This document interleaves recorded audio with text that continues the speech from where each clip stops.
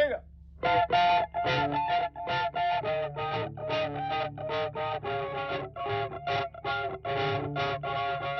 Welcome to Soundbite, the podcast where we talk to interesting people in the Maritimes about their stories, specialties, and insights. I'm Caitlin Dutt, one of your co-hosts. And I'm Tim Porter.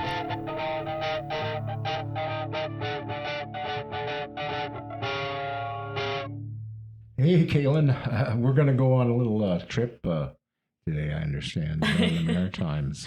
Yes. You have your summer booked yet? My summer bucket list. Yeah. Well, actually, you see, I'm actually pretty behind on booking any sort of summer vacations. Oh, well, this there year. You go. So here's your chance to This is my chance plan, to right? make my plans and figure it all out and get some week booked off in the summer. Okay. Well, who's our guest? We have Coreen Hildebrand, the Maritimes Maven, with us. She's a travel blogger, a content creator. If you follow her on Instagram or Facebook, you always see her going to cool places around the Maritimes and talking about them. So we decided to bring her in today. To Hello, welcome. Thank you. Yeah. So how about you? Do you have your summer booked off yet? I do. I have a few work-related things, but I also have a few pleasure trips planned too. Oh, okay. Yes. And where's the pleasure trips going? Well, I'm a grandparent now, so I'm heading to Toronto, to Burlington, to my daughter's place, and visiting my little 1-year-old grandson Max. So that's kind of a priority to carve extra time in there for that. Well, if you were sticking more close to home, where would the best places be? I mean, last summer I went to St. Andrews, I think. Oh, St. Andrews is a classic for sure. Right. Yeah. Is that a good one? That's one of my favorites. And I just was there, and I do have a work-related thing taking me back there a little bit later in the summer. But the Fundy Isles are pretty special. Yeah. You know, that's one that a lot of people miss. Even people that live in New Brunswick, they don't get to Grand Manan or Deer Island or Campobello. They almost forget about them. Yeah. So jump on the ferry. Definitely need to take those in. Those are really special ones in New Brunswick. Yeah. It's not a day trip though to Grand Manan. You have to spend the night. Deer Island could be a day trip. Grand Manan, I would give it more time. Right, I would definitely settle in, and they do a wonderful puffin tour over in Machias Seal Island that I got to do a few years ago. That checked off a big check mark on one of my bucket list trips. A lot of puffins over there. Mm-hmm. Yeah, there are. I've been to Grand Manan once, but it was actually for a work thing. See, you need to get back. It's like a lot of New Brunswickers, they forget what's in their own backyard. So. Yeah. And I took the ferry there at like 6 a.m. and then was there the whole day, and then went back at like 3 p.m. the same day. Yeah, so and there are people that day trip it, but I suggest you settle in. You need to read my article and see all the things there is to do there. So sounds like you were on a newspaper assignment. I was on a newspaper assignment. I was talking about, I was writing about Grand Manan's airport and how they needed a new runway. So got to see it in person, all that fun stuff. But that's me as a journalist, my past life. Yes. Right. All right. So St. Andrews, what are the hidden treasures in St. Andrews? Yeah. What are we missing when we? Well, everyone heads down to Front Street and hangs around there, but there's a lot of extra little things tucked away, like behind Crocker Hill. There's a sweet little hidden garden there that the artist and owner often invite people in to go see. There's Katie's Cove, which is very charming. You should get over to Minister's Island. The aquarium there is amazing, and there's just lots of little areas that are off the main drag. I haven't been to the aquarium. Yeah, I don't think I've been to the aquarium actually. Huntsman. Yeah. No, I've driven past it. Right. But it was during the pandemic, so I don't even know if it was open at that time. You can take a short little tour. I mean, it doesn't take long to go through it, maybe an hour or so. Yeah. So what about restaurants? Because if you're a foodie, like, where are you going in St. Andrews that might be a little bit off the beaten path? Well, that might get me in trouble too, because I try not to pick favorites. Okay, Are you looking for the best lobster roll or something, Caitlin? Or is that what you're looking lobster roll. I don't know. I don't know if I'm like thinking about a specific food in general. I'm pretty open to anything. But yeah. Okay. We'll not say favorites, Right. but what are some of the like places that you might recommend? Would that be? Well, I did just have a very nice lobster roll at Salty Seas, which is just more of a takeout type of place, right down on the waterfront, and it was pretty tasty. Okay, nice. What about beyond lobster rolls? Beyond if you don't want to eat seafood in St. Andrews, which some people might not want to, are there any options for that sort of person?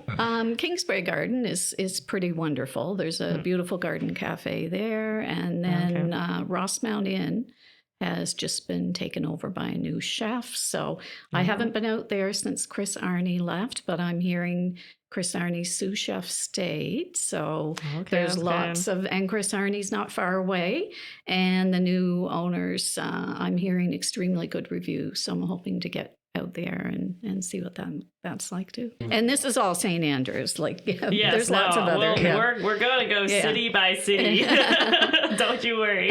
I'm getting the feeling you're not a seafood person. No, I actually am a seafood person. I just wanted to see if St. Andrews had things other than seafood, which, some people might not like it. So I want to be inclusive to all food palates. Tastes. All right. So how about if I just want to go up the St. John River Valley? Like what are the hot spots up there? Well, back to Quebec. It's a good spot. Yeah. I mean, all over New Brunswick is, I think that you just need to get off the beaten path and just head in all different directions. You're going to find something in every corner. King's Landing. Yes, for sure. There's, you should even head up to Florenceville, Bristol. It's, especially in the fall. It's world. Yeah, beautiful up there. And, some of these places I've been called to go hang out in, I really didn't know before, like up in Edmundston, the New Brunswick Botanical Garden up there is pretty special. And the Acadian Peninsula is, if you haven't spent any time there, you don't need to fear. If you don't speak French, you're going to be very welcomed. And there's some pretty wonderful things to do around there. But including the lobster. Lots of seafood that way Can't too. escape it. No, I did have some friends who are from Ontario who were visiting, and they were like, "Where can I get lobster rolls?" So I was like, "I guess we're known for it." Yeah. And St. Martin's, you need to head down there too, and the Fundy Trail and Shediac. Yeah, definitely, they have a big lobster festival. So, there's no shortage of places or things to do in New Brunswick. So, what are some of your like local maritime travel plans for this summer season? This summer, well, a couple things I have to keep under wraps until they happen. But I'm in talks with PEI and the Trans-Canada Trail to highlight a section there. So I'm working out some final details on that. And I'm also awaiting something with Nova Scotia Tourism, hoping that comes through. But that's going to be coming up. I'm going to be back down in St. Andrews for a partnership there. Coming up pretty soon, I'm heading down to Dorchester, New Brunswick. And yes, there's more there to do than the penitentiary. Ladysmith Manor has a beautiful summer market there, and it's a Georgian manor that's been completely restored. And she puts on these fabulous events and weddings, all kinds of things. And the really special summer markets and Christmas markets. So I'm definitely heading there as well. So that's on my list too. Nice. Have you spent some time in Prince Edward Island, Caitlin? Oh, every year I go to Prince Edward Island. Yeah. This year would be the exception, but I've gone every year for the past 3 or 4 years. What parts of the island? Mainly like the northern kind of, Cavendish area, and then, Charlottetown. Sometimes I stay in Summerside, so I'm kind of like in the middle of it all, and then I can go to Cavendish and Charlottetown, kind of, I've also traveled there for work, on the west side, east side. Really all over PA. I'm a big fan. Because Yeah. people do need to venture on, the North Cape Coastal Drive is wonderful. The points east. So yeah, typically for years and years, that's exactly what we did. We head over towards Cavendish and did, Anna Green Gables land, kind of that course. whole section in the middle, and Charlottetown and Summerside. But we kind of stuck to that. But since I've started travel blogging, I've really been doing lots of interesting things kind of on the outskirts of that and exploring the other, the west and east corners. Yeah, because the Surrey area is so beautiful that that little section, and a lot of people don't really go there. But if you do kind of drive around, it's just a nice drive. The hidden beaches too. Do you have any hidden beaches that are your? Well, Greenwich, in Greenwich and the North Cape Coast, or the Sword Points East, it's close to St. Peter's. It is, you can walk for miles and there's hardly another person. It's, nice. beautiful, beautiful beaches up there. So it's pretty nice. Yeah, they are really nice. You gotta always, go to a beach during the summer, get some of the sun.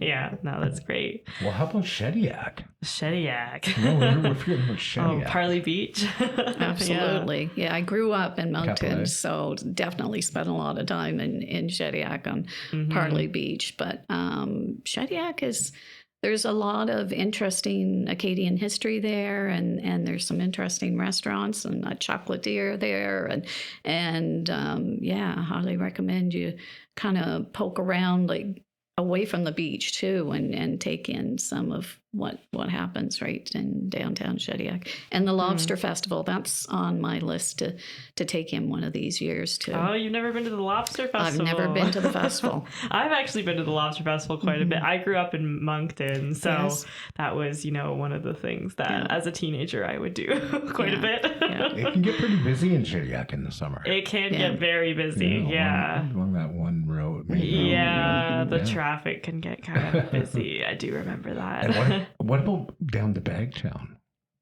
What about down to Sackville? Oh, yeah. Huh? Do you go down there? Is that any interesting places there? I've never done a full story or anything on Sackville. A lot of nice little restaurants in Sackville now. Yes. Yeah, I remember when I visited there. Oh my gosh, it must have been 10 years ago now. But there was this beautiful plant garden store. I don't know if it's still there, but I just remember it being filled with plants, kind of like one of those old bookstores where the books are everywhere, but there were plants everywhere.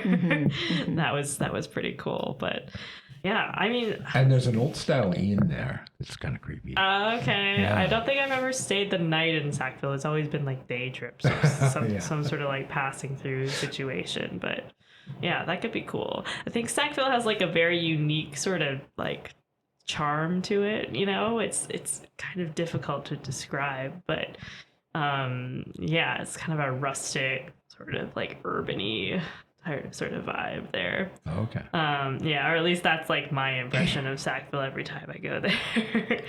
But there you go. We should set you up with a partnership with Sackville, Corey. Definitely. I've reached out. All right. Any recommendations for Nova Scotia? Yeah. Yes. Well, heading to the South Shore is always a wonderful destination, all the way from, Peggy's Cove all the way down to Barrington at the other corner. But Lunenburg, Mahone Bay, Chester. Yeah, Lunenburg's nice. Yeah. Have you been there? Oh, yeah, of course. Yeah, it's one of those places that you got to go. Have you been to Blue Rocks, though? Blue Rocks? I don't think so. I've been to White Cove. Yeah. I might have been to Blue Rocks, actually. Is that just next Where's to Blue Rock? Lunenburg? There's a bunch of kayaking that you can do there. Yeah. I've done kayaking there. Yeah. It's just about 8-10 minutes away from Lunenburg, and it's one of the most unique places I've ever seen. Yeah. And I do have an article on that on my blog, but it is... you usually don't see it in any guides or anything. I think for the most part, there's very few people that live there. And it's this tiny little fishing community, and it feels like you're on the edge of the world there.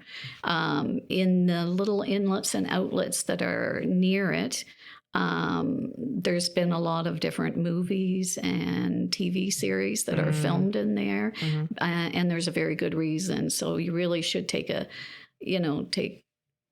I don't know, an hour or so and just wander around that whole area. But it's pretty spectacular. It's Nice. Yeah. a very unique spot, very different from anything else I've seen around there. So it's neat. Last year I was hired by Discover Halifax to do a story on Paint Peggy's Cove, which is part of their big art festival. And I stayed right in a B&B right in Peggy's Cove, which was a really interesting experience because Peggy's Cove is, inundated with a lot of tourists. Yeah. And then they all roll out just after supper time and it's dead quiet in there. So that I was able to go out and take pictures of the lighthouse with no one on the rocks around me That's nice. and have that nice quiet time in the evening when the stores are all closed and you just can really take in the beauty of it and then get up early in the morning before anyone is there again and enjoy it then. And then everyone rolls in. But for the time I was there were 3 days that it was well over 50 artists with using every different medium. And they were set up all over Peggy's Cove. And so I got to walk around and talk to them and see them start a painting or a sketch, or one guy did this amazing work with pencil crayons only, and it was phenomenal. But Wow. you got to see them work through a whole piece, and then when they're done, their pieces are taken over to a big yurt and hung up, and visitors can purchase their art, and then they start again, and they do this for 3 days, and it's really amazing to get to know them and hear their stories. Cool. And, yeah. When does that art festival take place? It's coming right up in early July. So, Okay, nice. yeah, on my wish list is because I met so many of the artists, all of them said, are you going to do the artist tour, which is studio tour? Okay. And you can actually go see them in their studios. And a lot of them live nearby, but kind of, Like in the Halifax Peggy's right, Cove right. area. And yeah. so it would be really fun to go see them at work in their studios after having met them Okay. there. Yeah. So I'd love to that do would that. be really cool. Yeah, I mean, Halifax is one of those, hot spots for artists, and just to be inspired by the natural beauty around you. If you go to Peggy's Cove or any other spot, again, like the South Shore, Antigonish, Nova Scotia is really just beautiful. I guess we should probably, since we're talking about Nova Scotia, I feel like you've got to talk about Annapolis Valley and wine country there. Do you have any wineries that you would recommend visiting? That's an area that's huge on my wish list. Okay, I've been invited different times to go stay in an inn or to go on a winery tour, but I've been trying to get the whole package together where I have a place to stay and restaurants to visit. And so sometimes the provincial tourism will hire me and I kind of will go down and do a whole thing. But otherwise, it's me pitching to different places or different people reaching out to me and me trying to pull together a larger group of supporters to bring me down so I can, do my thing and spend a few days and really dig into all they offer. So, Annapolis Valley's huge on my list. And I've done the Cabot Trail personally, just myself a couple times, but I'd love to go in the fall. Coreen, you were kind of touching on the fact that you were a teacher for 28 years. Or how did you go from being a teacher to like a full-time content creator? How did that happen?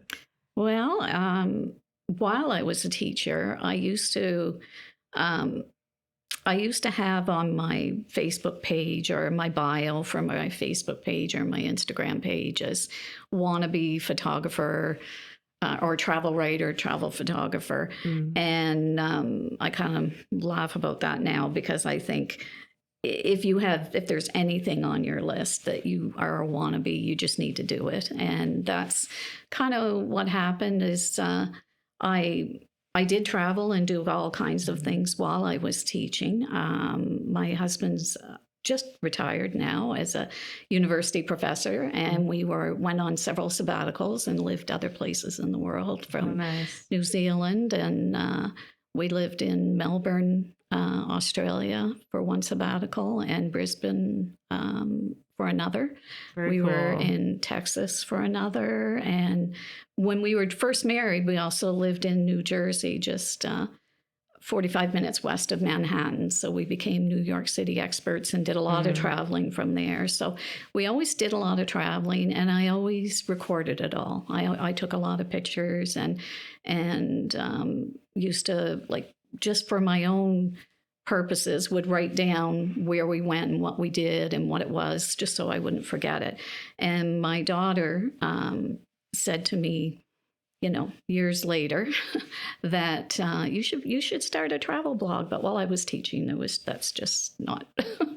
You're a little busy teaching. Yeah. So it was after I retired, and we were actually in Brisbane, and I was thinking about next steps, what we were going to do or what I was going to do. My husband was still going to continue to work for a few years, so.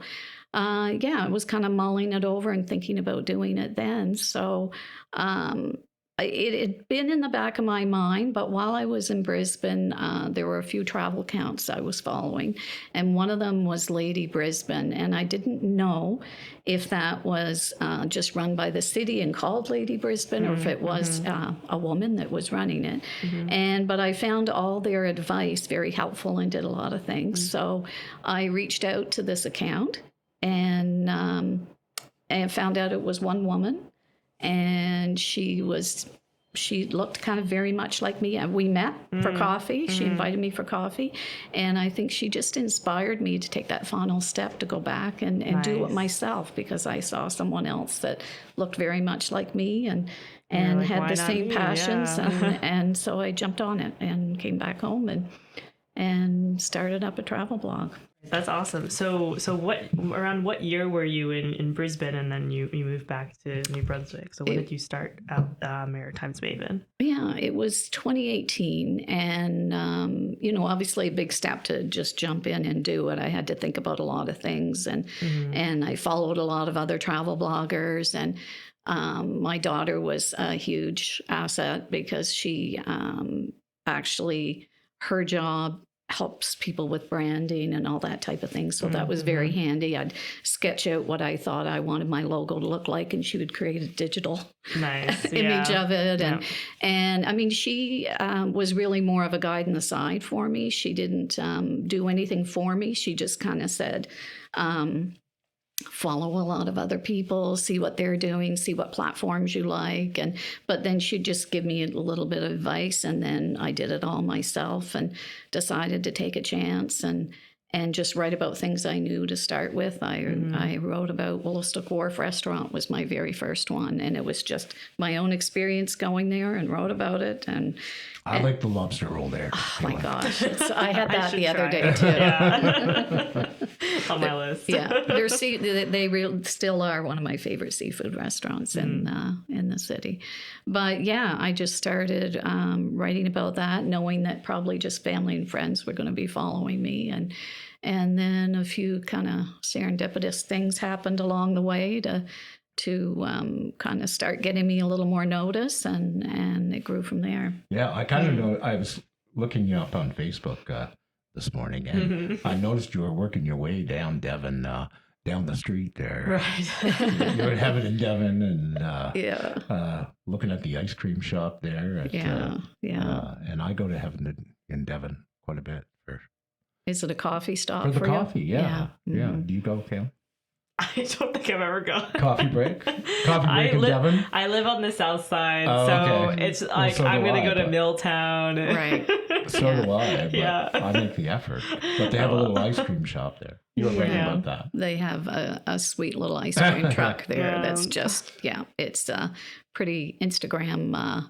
It's good to feed the gram. Okay, yeah. It's great ice cream and just sweet. And she actually has a B&B there too. So she's restored this beautiful historic home with her partner Darren, and they've done just a beautiful job. Are there any other hot spots in Devon? Yes. Are we missing anything in Devon? In Fredericton, because I don't think we've talked about Fredericton yet, have we? Oh well, I was kind of zeroing in on well, Devon. I guess but I mean, you can expand the scope if you want. Yeah.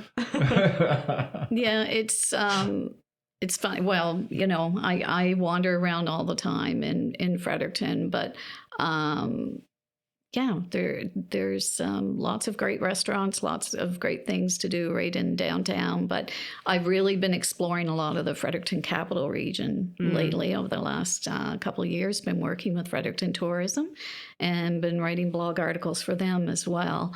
And they hired me to do some scenic tours. So I've been really digging into our own backyard right here and discovering a lot of things that I didn't know existed, like in Fredericton Junction and Tracy. And okay, so what are some of those hidden ones? Well, it's quite fascinating, the sculptures by Robin Hansen and his art gallery that are out there, and there's all kinds of waterfalls. I've actually got a waterfall tour that that's happening in a little stretch. I do love a good waterfall. Yeah. Finding those waterfalls. And so I did a scenic tour out through Harvey, and I did one up through Nakawik and the big loop that goes around, which is stunning. You go up one side of the river and come back down the other, and enjoy all the things in Nakawik too, like Big Ale Brew House up there. And then I also did one kind of Oromocto, Lincoln area as well. And then one in Arcadia, which is Cambridge Narrows, Gagetown, Gemseg, all that area. Oh, yes, Gagetown. We forgot about Gagetown. Oh, we can't forget about Gagetown. Yeah. What are the hot spots in Gagetown? Well, definitely Flo Gregg's place, because she's celebrating her 50th anniversary this year. Yes. Right. They do have a pretty good pottery scene out in Gagetown. They really do. Yeah, because they've got Peter Pounding out there. Yeah. I think there's something in the water there, because they grow very talented creative types out there. So it's lots of fun. A lot of music festivals and stuff like that. Yeah, Vintage in the Village, if you're lucky to get a ticket to that. And they do Christmas in the Village, which is really fun at Christmas time. That's one I hate to miss. I try to get there every year, so for that one. But this Vintage in the Village they do, I don't know if you've heard about that one, where you go around, you do wine tasting around a lot of the different homes, but the tickets go fast. Yeah, my wife's done that. You have to be on it to get the tickets right away. I've got someone kind of gonna nudge me the minute they're on sale to make sure I get tickets this year. Right. So Wow, a friend of mine and I are thinking about taking that in again. I did a couple of years ago, and it was a lot of fun. Nice. Yeah, you need a DD, you need a driver home, or you need to stay there, and there are a couple places to stay there too. Okay, that's good. Yeah. So do you go around to like different spots, or is it just primarily in like one kind of restaurant? No, it's spread out. A lot of residents will open up their home, and it's neat because you can find out either the history of the home, if it's a historic home, or you can learn a little bit about the land, or some of them take place in businesses too. But I understand why it gets sold out then. I can see why. Yeah. That's great. I had a chance just a week ago to go through the village of Macadam and all through the old train station there. It was quite interesting. Yeah. I don't think I've been in the train station, but I've seen once again at the exterior of it. Is there anything specific in the train station? Like what's Oh yes, inside they have a lot of displays, and and a lot of it is kind of a throwback in time. Like there's still the same kind of diner in there that's very old style kind of diner. That's now it's not operating very often, but you can rent it out, and it does operate occasionally. But for birthday parties, you could, yeah.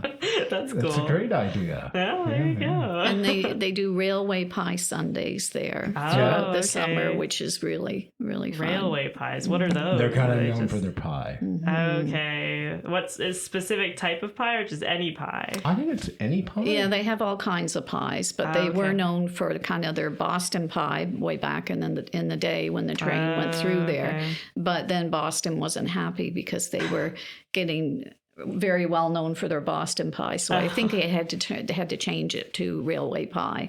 But yeah, they offer 20 some different varieties of pies when you go down there for Railway Pie Sundays. So it's a very popular event. So Okay, see, I'm getting all sorts of things from my summer bucket list. So we've mostly talked, I think, we've talked about Nova Scotia, PEI.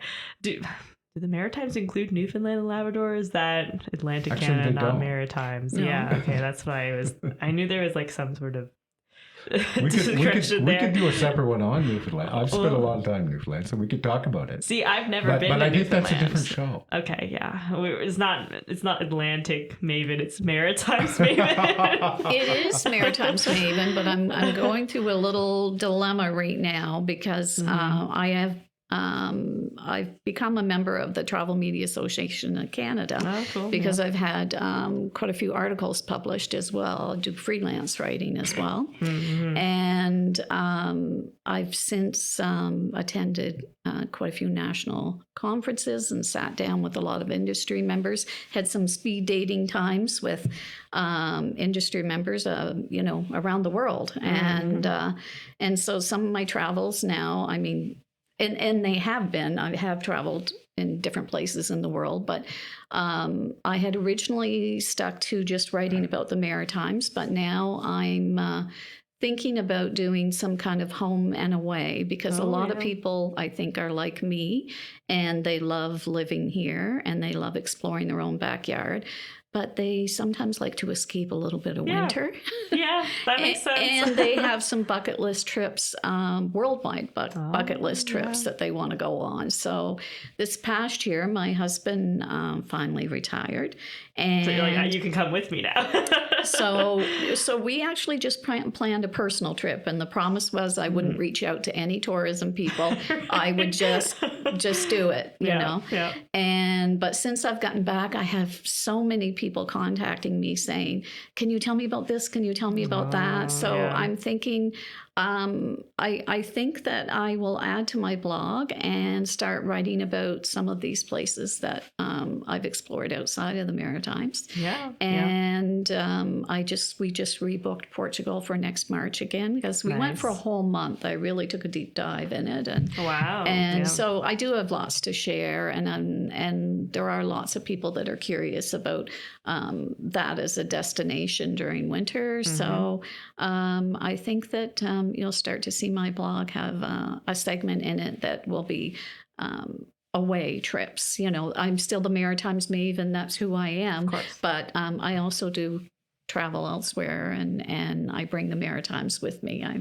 I like to think so. I'm going to be doing a little more of that. Well, that's exciting. Yeah, I'm sure your followers will like to see that because, as you're saying, you know, it's nice to have a little winter getaway to somewhere abroad. And now, like, a lot of people are choosing not to visit the States for political reasons. So they're looking for, where do I go now? Portugal is one of those destinations.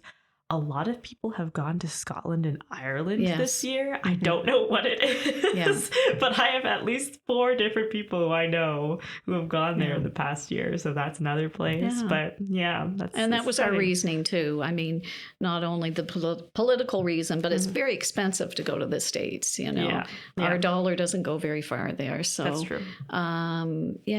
We wanted to consciously make a decision to choose another place. So we did a lot of our own research, talked to a lot of people, and then chose Portugal and really had a wonderful time. We spent 3 weeks in the Algarve and kind of went in all different directions there, and then spent a week doing kind of some of the bigger cities, Lisbon and Porto, and then went to the Douro Valley and also did Sintra. So I'd like to share about that and give other people, because I keep answering emails saying doing You're already doing it. I'm anyway. already doing it, so I may as well put it in a blog article. And I took hundreds of photos when I was there, so I kind of trialed it by posting a bit of it on my social media to see, would my followers, are they engaging? And some did, some didn't, but I think that still it's who I am, and I'm doing this, and I think there's enough people that are interested in those, bucket list trips that they'll hopefully follow along. Yeah, I think so. Okay. Well, I think we've generated a lot of ideas for the summer. Yeah, I think so too. I'm feeling good about it. And the winter too. And the winter, Yeah, we haven't really dug into winter yet. Yeah, it's a good time to start booking flights for the winter, Right. Get out, Okay, so just remind people where they can find your writings. So I'm at maritimesmaven.com. That's where my website is, but I'm also on Instagram. And I'm also on Facebook and Pinterest as well. Okay. All under Maritimes Maven. Great. Well, thanks for coming in, being a guest. Thanks so much, Coreen. Thank you. Thank you for listening to Soundbite, a production of Porter O'Brien and CHSR 97.9 FM. Special thanks to our podcast host, CHSR, our sound editor, March Rojas Velasquez, as well as Adam Porter, who provided our theme music. You can find all our episodes on Spotify, Apple Podcasts, and YouTube Music under Soundbite. You can also follow and support us on Facebook, Instagram, and LinkedIn at Soundbite Podcast.